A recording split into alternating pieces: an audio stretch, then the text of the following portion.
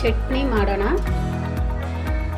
ಪುದೀನ ಚಟ್ನಿ ಮಾಡೋ ವಿಧಾನ: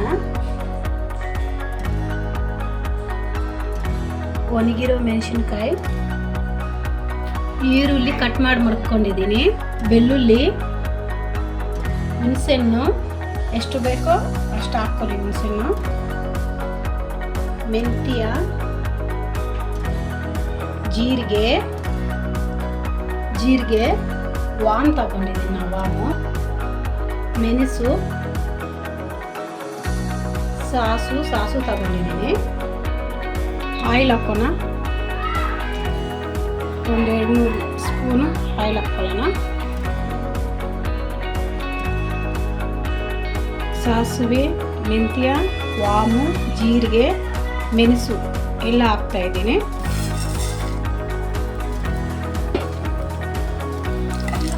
ಸ್ವಲ್ಪ ಎಲ್ಲ ಕೆಂಪಿಗೆ ಬರೋ ತಕ್ಷಣ ಸ್ವಲ್ಪ ಉಸ್ಕೊಂಡ್ಬಿಟ್ಟು ಒಣಗಿರೋ ಮೆಣಸಿನ್ಕಾಯಿ ಹಾಕಿದ್ದೀನಿ. ನೀವು ಮೆಣಸಿನ್ಕಾಯಿ ಬೇಕಂದ್ರೆ ಮೆಣಸಿನ್ಕಾಯಿ ಹಾಕ್ಕೋಬೋದು, ಒಣಗಿರೋ ಮೆಣಸಿನ್ಕಾಯಿ ಬೇಕಂದ್ರೆ ಮೆಣಸಿನ್ಕಾಯಿ ಹಾಕ್ಬೋದು. ಈರುಳ್ಳಿ ಹಾಕಿದ್ದೀನಿ,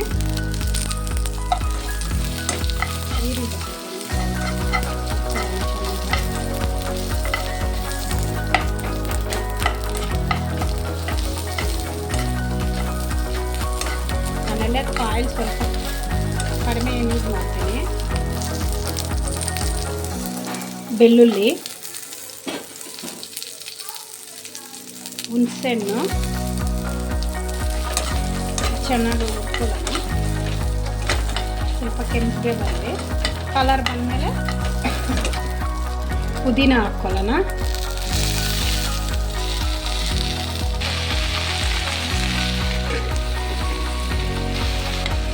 ಚೆನ್ನಾಗಿ ಫ್ರೈ ಮಾಡ್ಕೊಂಡು ನಿಮ್ಮ ಖಾರ ಎಷ್ಟು ಬೇಕೋ ಅಷ್ಟು ಹಾಕ್ಕೋಬೋದು. ಮೆಣಸಿನ್ಕಾಯಿ ಬೇಕಂದ್ರೆ ಮೆಣಸಿನ್ಕಾಯಿ ಹಾಕ್ಬೋದು. ನಾನು ಒಣಗಿರೋ ಮೆಣಸಿನ್ಕಾಯಿ ಹಾಕಿದ್ದೀನಿ. ಸ್ಟೋರ್ ಮಾಡಿಟ್ಕೊಂಡ್ರೆ ವಾರದ ಸಿಗ್ತೈತೆ, ಕೆಟ್ಟೋಗಲ್ಲ. ನಾವು ಕೆಲ್ಸಕ್ಕೆ ಹೋಗೋದು, ಬಾಕ್ಸಲ್ಲಿ ಹಾಕ್ಕೊಂಡು ಎಲ್ಲ ಚೆನ್ನಾಗಿ ಸ್ಟೋರ್ ಮಾಡ್ಕೊಂಡು ಇಟ್ಕೋಬೋದು. ನಾವು ಇಷ್ಟ ಹಾಕಿದ್ದೀವಿ, ಇಷ್ಟ ಆಗುತ್ತೆ, ಫ್ರೈ ಮಾಡೋರಿಗೆ ಇಷ್ಟ ಆಗುತ್ತೆ. ನಾನು ನೀರೇ ಹಾಕಿಲ್ಲ, ಎಣ್ಣೆಯಲ್ಲೇ ಫ್ರೈ ಮಾಡಬೇಕು.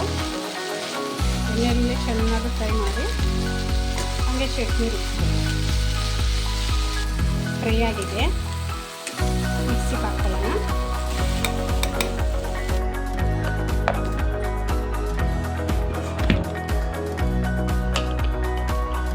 ಮಿಕ್ಸಿ ಆಯಿತು.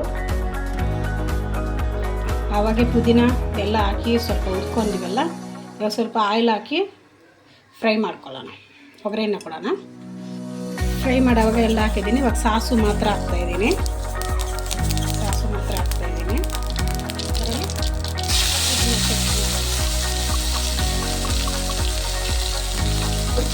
ಹಾಕ್ಕೊಂಡಿದ್ದೀವಲ್ಲ,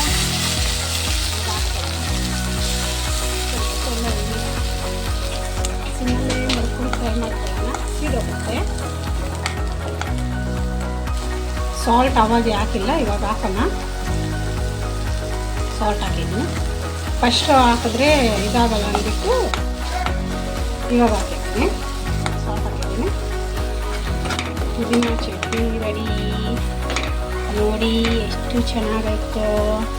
ಮುದ್ದೆಕ, ಅನ್ನಕ್ಕ, ಚಪಾತಿಕ, ದೋಸೆಕ ಎಲ್ಲದಕ್ಕೂ ಚೆನ್ನಾಗಿರ್ತೈತೆ ನೋಡಿ. ಫ್ರೈ ಮಾಡಿ ಸ್ಟಾಕ್ ಮಾಡ್ಕೊಂಡ್ರೆ ಏನೂ ಆಗಲ್ಲ, ವಾರವರೆಗೂ. ಪುದೀನ ಚಟ್ನಿ ರೆಡಿ.